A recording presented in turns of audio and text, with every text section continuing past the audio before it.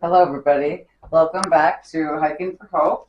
And me and Andy were doing some relaxation, and about a month ago or so, we decided to do some painting. And I do paintings every once in a while, and I enjoy doing them. I haven't done them for a while, and so I thought I'd get back into it.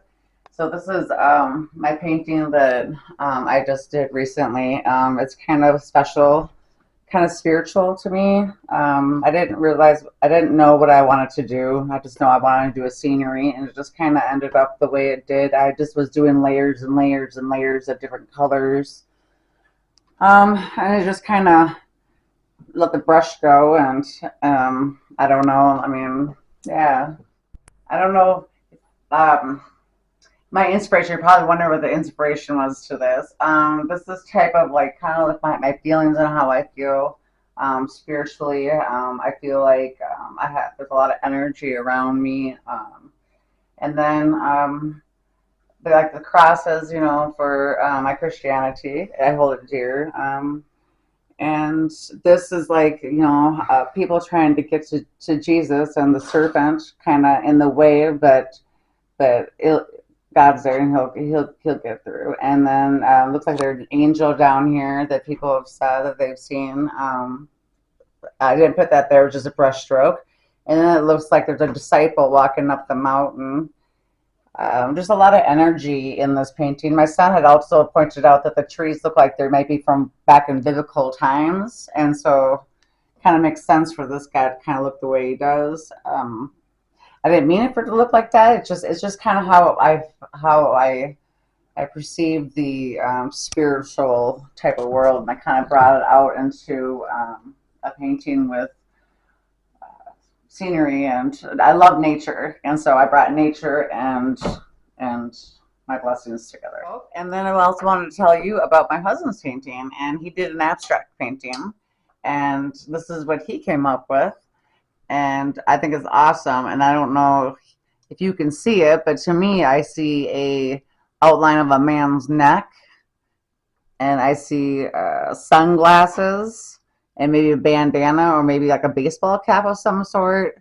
And then it kind of looks like he might have a goatee. Kind of reminds me of it looks like my husband like kind of painted himself in a way. I think it's really cool. And then, you can turn it different ways if you wanted to, whichever way you think it might be, whatever you see, that's what an abstract, just kind of whatever you can notice out of it. I think he did an awesome job. I think that's his first painting I think he's ever done. And he decided to follow along with me. Not follow along, but paint next and he thought it was very relaxing. So but anyways, we're gonna be having a garage sale soon, but we thought that maybe we would maybe sell this painting, and I'm not sure, we might sell my painting. I don't know. I don't know if anyone has any comments, if you think if I should sell that, or if I should auction it, or maybe Andy, maybe we should auction his. Do you think yeah, I don't know. But Andy wants to sell his for sure. He wants to sell his, so we'll be selling his at the garage sale, and then mine, I don't know. I don't know. I'm a little attached to it right now, but we'll see. Yeah. Anyways, that's And it. comment on my painting. I think it's worth at least $20, but you let me Yes. know what you think it should go for. So Yes. And comment on mine if you think I should sell it, and what do you think I should get it for? Or sell it for? it's far superior to mine, all the brush strokes and layers, but I had fun doing mine because I just mix and matched colors and spread it around, Yeah. and I think you did awesome. turned out kind of cool. All right. Well, the next scene should be us by the campfire, right, dear? Yes. All right. See you We'll in a see you in bit. a bit.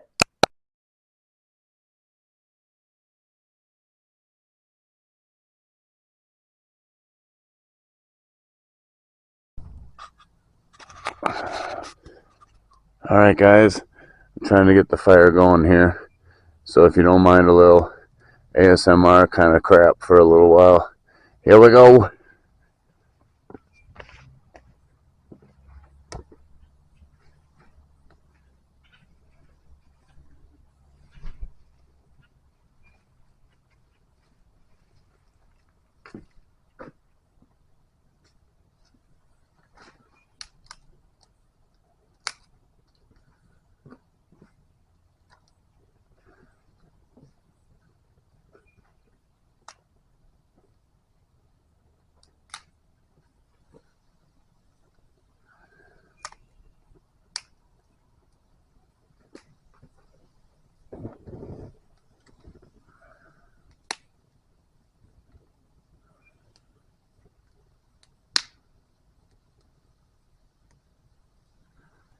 Erin makes our own fire starters. I don't know if I ever showed that on the video how she does it, but maybe that would make a good video someday showing how she makes that stuff. Pretty interesting, and they work great, as you can see. I got two, one on each side. It's working good.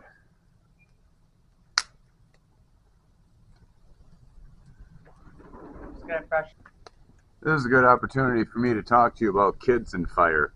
If you're going to be an avid camper and you also want to have a family, what you need to do is teach your kids the proper way to maintain a campfire.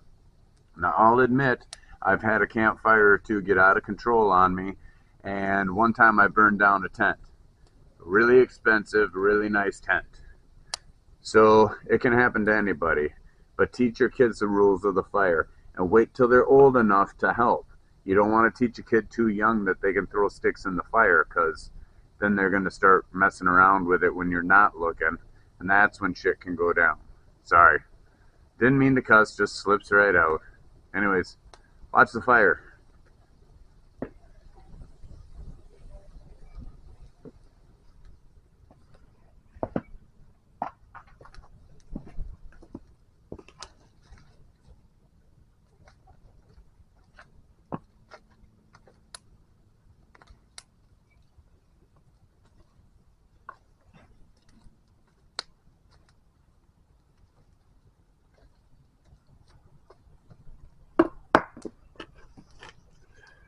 I like keeping a fire stick. This one I shaved the handle off so no one will throw it in the fire again. Do we have to use it or not? Because it's breaking them. Might have to speak up a little bit because the mic is over there if you're sitting here. Oh. Said we might have to use the scrap chairs and show them the scrap chairs that we have to use because Jack keeps breaking all of ours. Yeah. Yeah, 6 of these, right? Yep. We're gonna go to all to scrap, but right now we're Not all of them. We got to keep some so Jack doesn't break any others. Yeah, we do have to keep a couple. Because Jack he's not big. He's just. In fact, Jack broke his axe chopping some of the wood for me. Mm-hmm. So now his axe is broken. We got to get another one for him. Well, he can get his own now, obviously. So he's got to spend some cash to get that. And I just had to bandage him up too. He had a couple of gouges on his hand. I'm gonna get more coffee.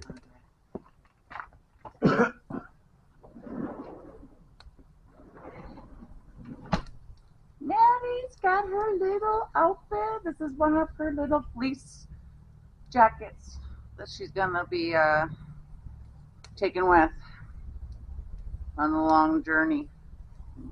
I just love her. I just love her.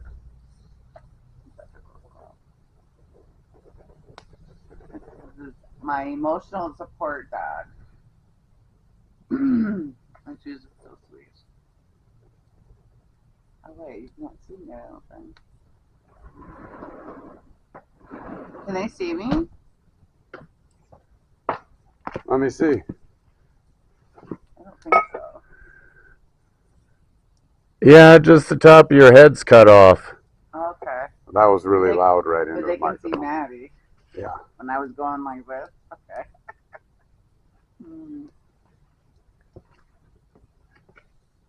She's such a good girl. Okay, so let's get this interview on the road, huh? Yep. I'm all technologicalized now because I can link my phone to a speaker that'll play right next to the mic on the camera, and we can get these questions finally answered. Don't get too close and burn yourself. I know. It's worth it for fame and fortune. Anyways, hey, another thing that is very truthful, and in fact, one of the guys we watch, Greg Ovens, Rocky Mountain Bushcraft, he always says carry a lighter when you go out. At least if you have anything, carry a lighter so you can have a fire. I always carry about 3 of them in my car. I'm paranoia. I get stranded, man. I'm going to be able to warm myself. That's for sure. Do you have your Bluetooth off? Yes.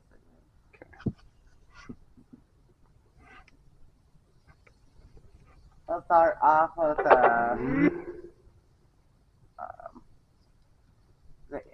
we're doing the interview, right? Yep, with Mom. Yeah. Start talking. My mother-in-law, she is a beautiful woman, and she always has been. I've known her for about 20 years, almost 20 years now, and she's just such a strong and such a dedicated woman, and she's shown me a lot in my life, and her love for horses is just unconditional, and the love for her family is unconditional, and it's just sad that it'll just take such people and take them down like that, you know. She used to love to do horses and shows and had all of that. Okay, I'm gonna do a sound test on the speaker real quick. On a low day, I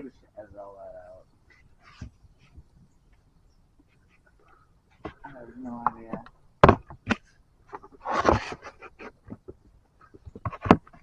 I don't want it that close.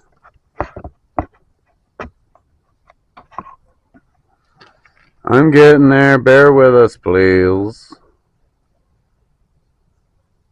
because it takes so much energy to do things. Okay. Here we go. I got the questions and everything.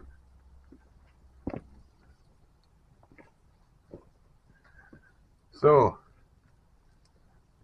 the way we can get this to work is I'll read the questions that I asked my mom and then I'll play her responses. Now, I was debating on whether or not to put her on camera, but to be honest with you, her Parkinson's has progressed so much over these last 10 years that it's taken a physical toll on her. And there's a level of embarrassment, I think, with her because she used to do such a fine job of keeping herself up. And now a lot of that has fallen to the wayside because of her physical issues that she's having. So I just did it this way to hopefully save some grace for her and still get the information across. Does that make sense? Yeah. Okay. That was perfect. Okay. You're a great speaker. Yeah. Yes, I am. Okay. You want to read the first question that I asked Mom? Sure. You just stop at the black. I wrote little notes. Okay. Okay. What is something you always love to do, even on a low day? On a low day, because it takes so much energy to do things, I sometimes enjoy just laying on the couch and watching TV. That's on a really low day. All right. I'll take the next question. Yeah, even on a good day, she likes hanging out watching TV. Her favorite things to watch are Ancient Aliens, and it's hard to do high energy things for her, especially on low days. So she hangs out in her recliner, she eats snacks, takes her meds, and watches Ancient Aliens. That's kind of her thing. All right, question number 2 here. If you could have one wish granted, what would it be and why? Answered. I want it wish. One wish granted, what would it be and why? Oh, I think I would. My wish would be for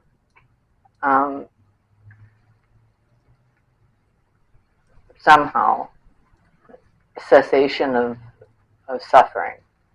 All over the world kind of thing? All over the world. Like, All what do they say? suffering would be done with. People wouldn't suffer anymore. Yeah. From anything and everything. Right. Okay, cool. Final answer? Mm-hmm. All right. All right. I made a few notes on that too. Just to let you know about mom choosing the choice that she made to have one wish granted was so that everybody would be healthy. She didn't take a selfish route and wish that she didn't have Parkinson's or wish that she could still spend time with her horses or anything like that. She wished everybody else would have good health. And that comes from approximately 40 years of working for public health in Steele County. So she's had experience with all sorts of suffering from all sorts of levels of people that she visited and took care of. So for her to say that doesn't really surprise me, but hopefully it'll inspire some of you. Now I think we're on question 3. I don't do this part right. Right. Okay. What can friends and family do to help you cope with Parkinson's disease? There you go. Oh, I can hold it. okay. What is it here? She's grabbing. I just want to make sure it picks up your voice. It's picking up my voice, so we're good. Okay, so what's the question again? Okay. What can friends and or family do to help you cope with Parkinson's? I think if people really understood what it's like to live with that disease, and they wouldn't take things for granted, as far as I'm concerned. I mean, I know that's correct, but let me think for a second. Okay.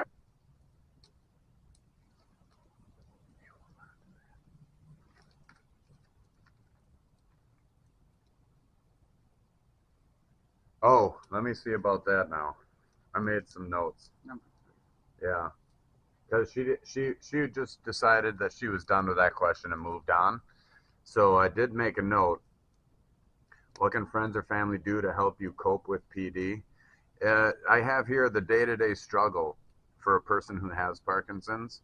If the family and friends could be around and not necessarily help all day long and take care of a Parkinson's patient, but yeah, just spend time with them. You know, get to know and take the time to learn Parkinson's at least a little bit, so you know what the other person is going through, and you can see that and you know, maybe get a level of humanity a little bit higher than where you are currently at. You know what I mean? Yeah. Okay. Yeah, even if it's just watching a movie, it's, you know, to her that's really special just to have someone just sit and be there with her. Yeah. It's a hard thing to watch, that's for sure. For someone you love. And me and Mary Lou, we used to go shopping, especially horse expos. We did a lot of horse shows together because our son, Jack, he used to show horses, and Emma too. She did a couple too, horse shows. And so I was like right along. She was teaching me all the stuff that she knew, and we had a ball together. We really did, and we still do. It's just different, you know. But I love her so much, and she's just always been like another mom to me. And I've been very blessed. I've been very blessed for my husband's family to be in my life. Mm-hmm. I love his mom, I really do, and his dad, and his sister. Everyone. Okay, now just go. Move on. Okay. Move on. Moving on. All right, let me see here. Okay, this question number 4 here was a tough one. I told my mom if she didn't want to answer any of these, she didn't have to. I did give her the questions ahead of time to give her a chance to kind of figure out possibly what it was she wanted to say. She took some notes and then she lost them. So she had ideas of what she was going to say, but she shot from the hip. But I told her this particular question's a little difficult, so if she didn't want to answer, she didn't have to, but she chose to want to participate fully, so that's what she did. Question number 4, without any other delay. What kind of legacy are you going to leave behind? difficult question for someone with Parkinson's or any disease or illness that has a chance of being terminal. You know, they got to face the reality of the fact that they may not be here one day, which everyone has to face, I think. But Our life. but for most of us, it's not really on the radar until you have something like this. So I'll Watching play. your body slowly shut down every Yeah. day you wake up, and you might not be able to do what you did the day before because your muscles and your nerves won't correspond with it anymore with movement. And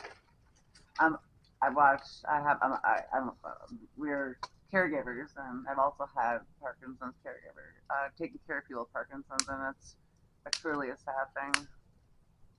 Yep. Truly the sad thing. Yeah. Okay. Moving on. Again. What kind of legacy are you going to leave behind? Here's Mom's answer. All right. Go ahead. I would like to know what, at my funeral. It'd be nice to know what people had to say about me after I had lived my life, and have I made any difference in anybody's life? It's a good one. And just that, to know that they were loved and they still are loved. Mm-hmm. And that would be the legacy I'd like to leave behind. Good one. Yeah, let me see if I put any notes on that one. Nope, that's the next question. That's question number 5. All right, question number 5. Here we go. What activity do you still do even though Parkinson's makes it unsafe for you? Oh boy, here we go. Here we go. We'll see if how honest she is with this answer. Yeah. Can't keep her still. Number 5. I still clean up above where I should be climbing. Climb on the counters. I climb up on the counters and clean stuff that I can't normally reach. Yeah. And so I do some of that, and I really shouldn't be doing that. Parkinson's makes that unsafe for me to do. It's really unsafe for anybody to do it, whether they're Parkinson's or not, but it makes it, if your balance is not good, it's not good for you to be out there doing that. Right on.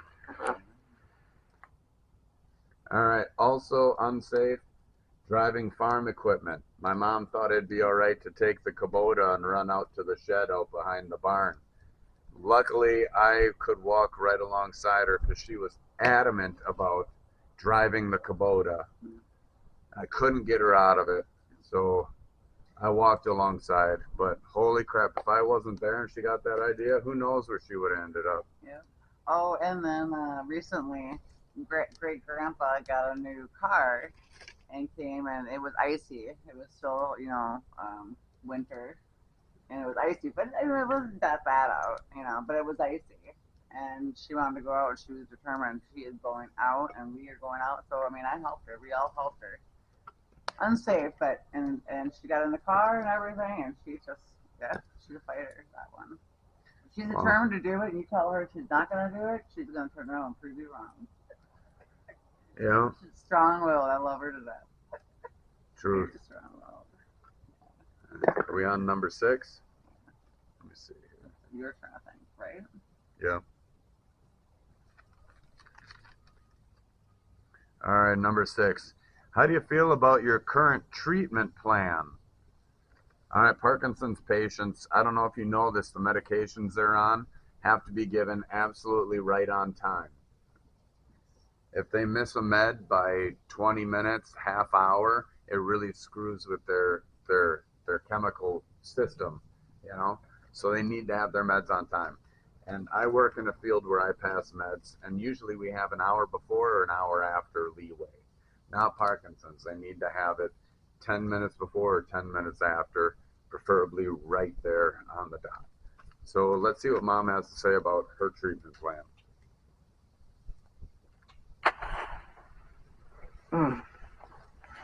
Well, I'm not really sure how I feel because I have many questions yet to to answer. I don't think I've got them adequately answered yet, and that has to do with my GBS system and how that deep brain stimulation that I have in my body. It goes in, it changes frequencies in my brain to react to the energy that's being impulsed into my brain, and it changes how your body responds to the impulses you're on. So you can go up in certain areas, and there's different probes in there. There's like 4 different probes in there, and they can up one setting and down one setting to take care of the symptoms I might be experiencing.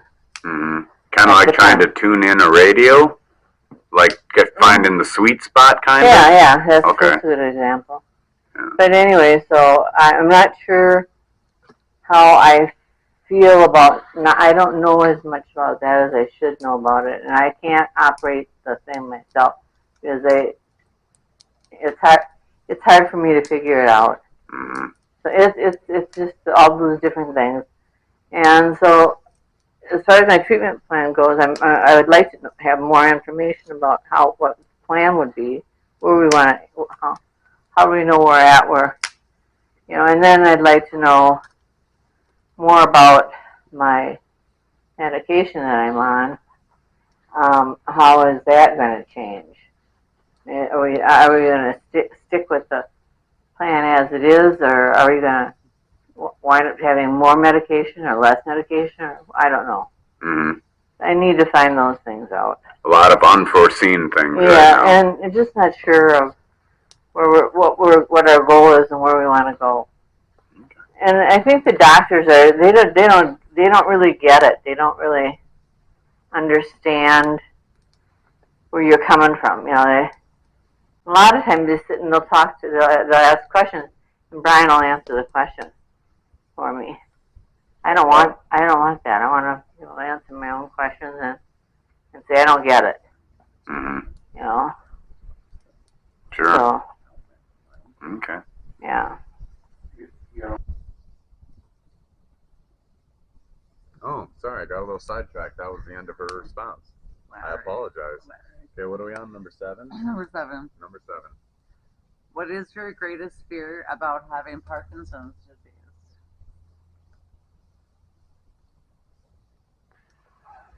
My greatest fear. Yeah. I don't have any fears. I live each day one moment at a time because that's all that's given to me, and I have a lot of faith and hope, and I believe in me, and I believe in God, and I don't believe that God would put anything in front of me that I couldn't handle. Mm-hmm. So I really don't have any fears. I'm kind of fearless, anyways. I like to ride those horses every day if I could right now. I mean, I wouldn't hesitate in getting on top of their backs, but I also know I have to be smart about it too. I can't do anything too crazy. But no, I don't have any fears. Good. Yeah. Okay. Number 8. What do you believe is possible for you? Let's hear what Mom has to say about what is possible for her opinion of it. What is possible for me? Yeah. What do you believe is possible for you?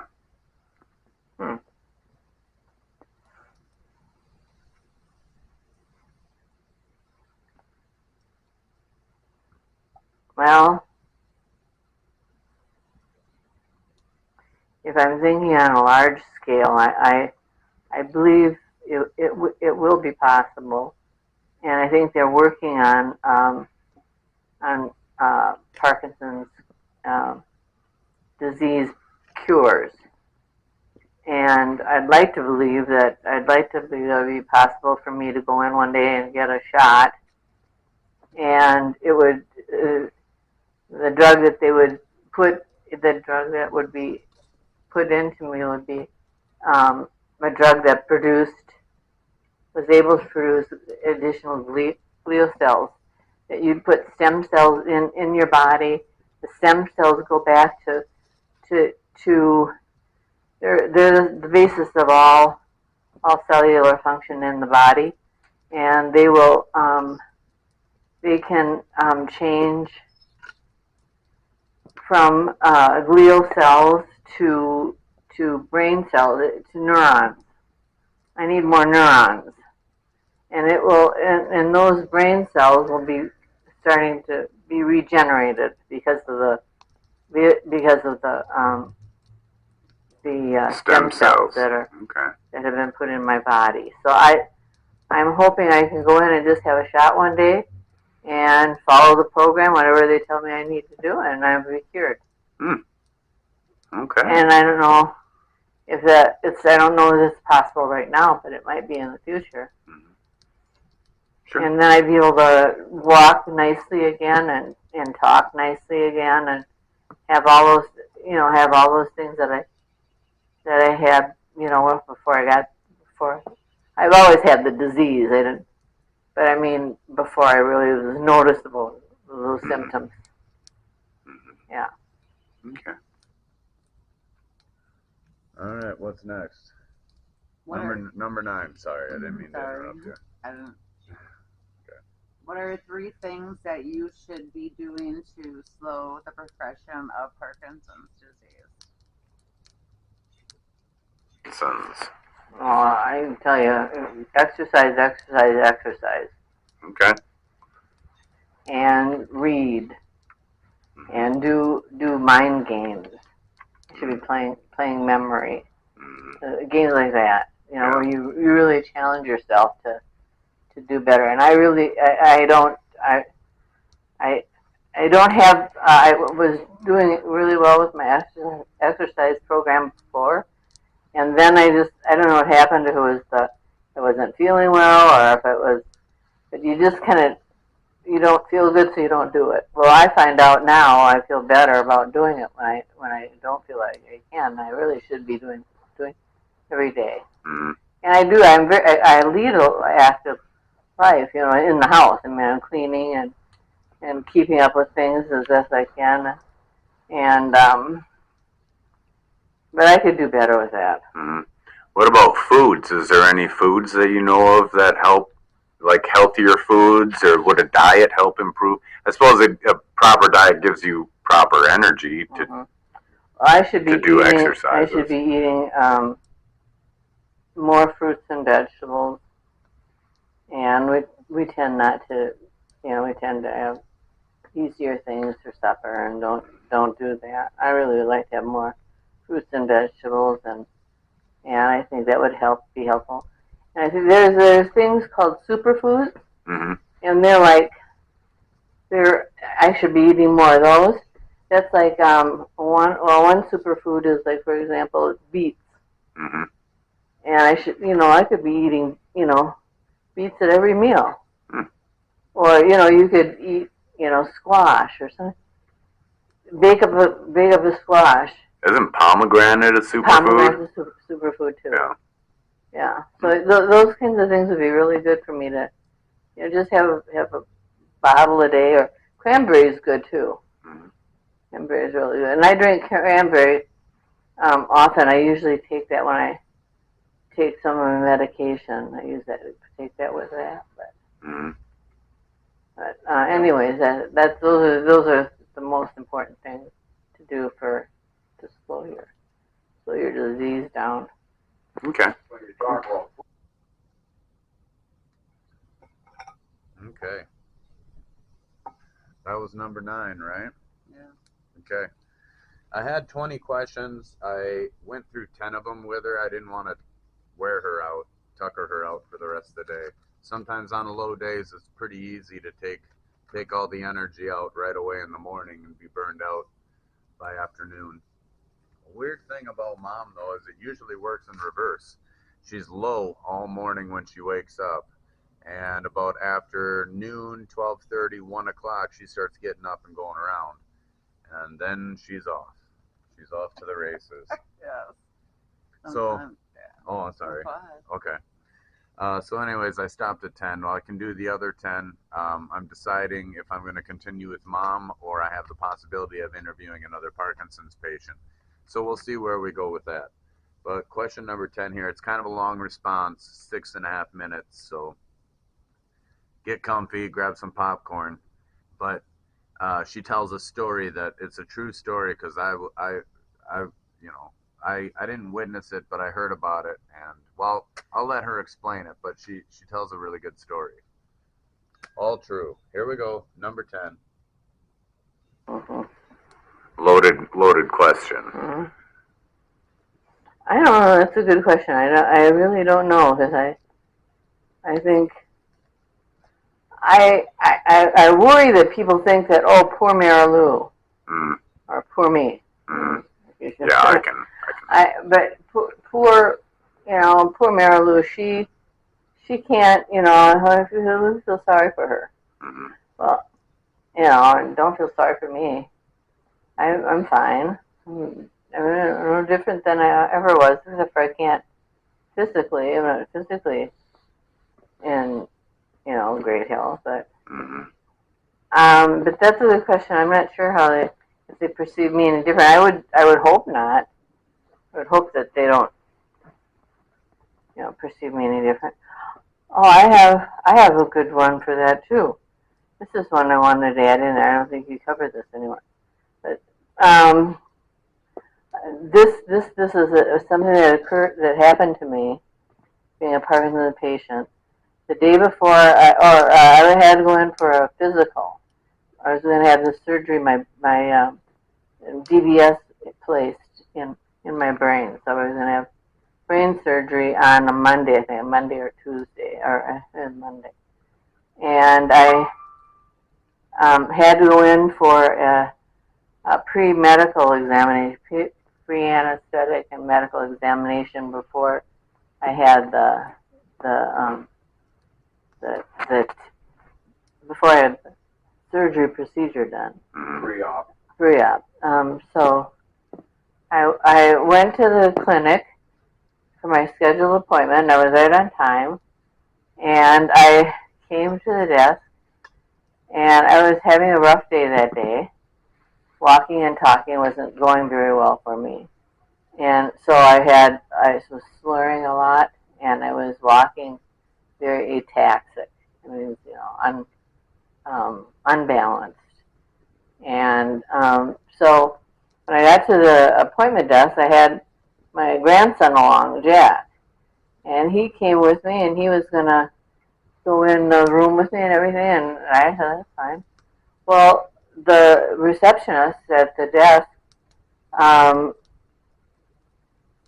they roomed me in a room and had Jack come in, and then the nurses came over and talked to Jack, and they were talking about having him not go in the room with me, that just to go in and just in color and do things like that. You don't want. I thought it was pretty odd. Why would they do that?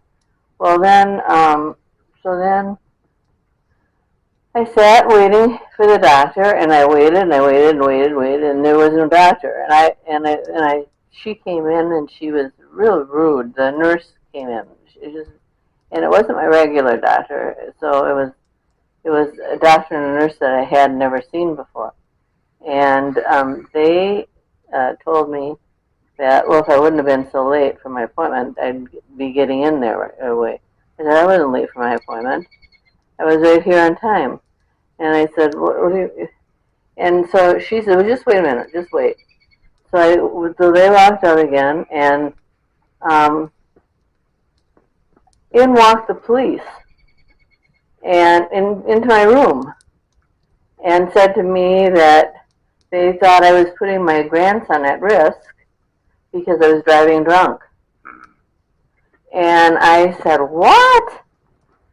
I'm not drunk. They breathalyzed me 3 times. I blew 3 zeros. And they said, that the police had to follow up because, I knew the police, and they knew because I know a lot of police officers. I didn't know these ones in particular, but I know the police in town and sit on the child protection team for that matter. But anyways, I got really upset with them, and I said I'm not, and I said I can't believe that you would respond this way. Anyways, I had a big deal with that, and I talked to my doctor about it. She wrote a article in their paper, in their newsletter about this occurrence, and never mentioned any names or anything like that, but just said that people have to be more concerned about, process and policy, how they're going to handle situations like that. Because it wasn't reported by any of the nurses or any of the medical people. It was reported by the receptionist. And I said, my comment was, because I could have some input into that. And they wanted to know if I was going to sue them. And I didn't, I said, no, I'm not. I just want better education to come out of it. I think, but that was one of the most exasperating moments I've ever had. And it was very painful. Because it was awful, awful, awful. I cried. I feel so bad. But then I'm emotional anyways, so. But it was really awful. That's a good example of how people perceive me. A negative perception of me. Because it was the morning too. It was like 8 o'clock in the morning or something like that. So, they thought I was drunk at 8 o'clock in the morning. Yeah. Anyways, that's that. All right. We remember that story very much. I do. Very much. I was very upset. Yeah. I was very upset. In fact, we were pushing for the lawsuit. Yeah. Because we were of the opinion that a lot of times incidences like these happen, and if someone isn't held accountable, things don't change. Especially in healthcare. Especially there were so many of them. Why didn't anybody check what she her was file. there for? You gotta go that far. It's absolutely ridiculous and unprofessional. And like Mom said, clearly a receptionist isn't in a position to make any sort of medical decision about anybody who comes in. Right. She should have taken it to a nurse, and that nurse should have checked the file. Is what should have happened. Yeah. Even went to the doctor. That's pretty bad. Anyways, so that's our very long video with the interview for Mom, plus all the little cuts of our paintings and whatnot. Yeah. Do you have anything you'd like to finish off with? Just I hope you guys will follow, and we'll start our journey here in about a little over a month. And I just want to tell my mother-in-law that I love her so much, and that we're doing this for the research, for Parkinson's research, and also just to do it for you, because we love you, and we want you to know that we're here, and we're walking with you. We want to walk, and we want you to have something fun to watch. Watch us two goofballs walking across Minnesota. Trying to survive in the woods. I don't know. We'll have to see how well we can do. That's a good segue into something we've been asked quite a bit. How long is it going to take? We think about 3 months if, and this is the if that hopefully people out there can understand and appreciate, if we can stay out that long. Now, like we mentioned in the previous video with Jack's interview, we're not going to be home. We have people here, but, that's 3 months for a 16-year-old not to have their parents. There's going to be adults here. He's still going to have people to help him with stuff, and it'll be the summertime, so no school. He's really attached to us. Yeah, he is, just like our daughter is. Yeah. And we're attached to them, clearly. Yeah. But so there could be something that comes up. We might make it 2 weeks and have to come in. I don't know if we'll be able to make it back out after that. It's very touch and go right now. We've never done anything like this, a hike this long, this extensive. So But it's always been a dream of ours too. yeah. And we're only getting older, and if we don't do it now, we don't know where we'll be in a few years, you know. Yeah. So it's just something we feel that we need to do. Mm-hmm. Go ahead. Sorry. I forgot. That's all right. No big deal. Sorry. All right, we should end this thing because people have been watching for a Yeah. long time. Catch you later. Catch you later. Bye bye. Hope you enjoyed the show.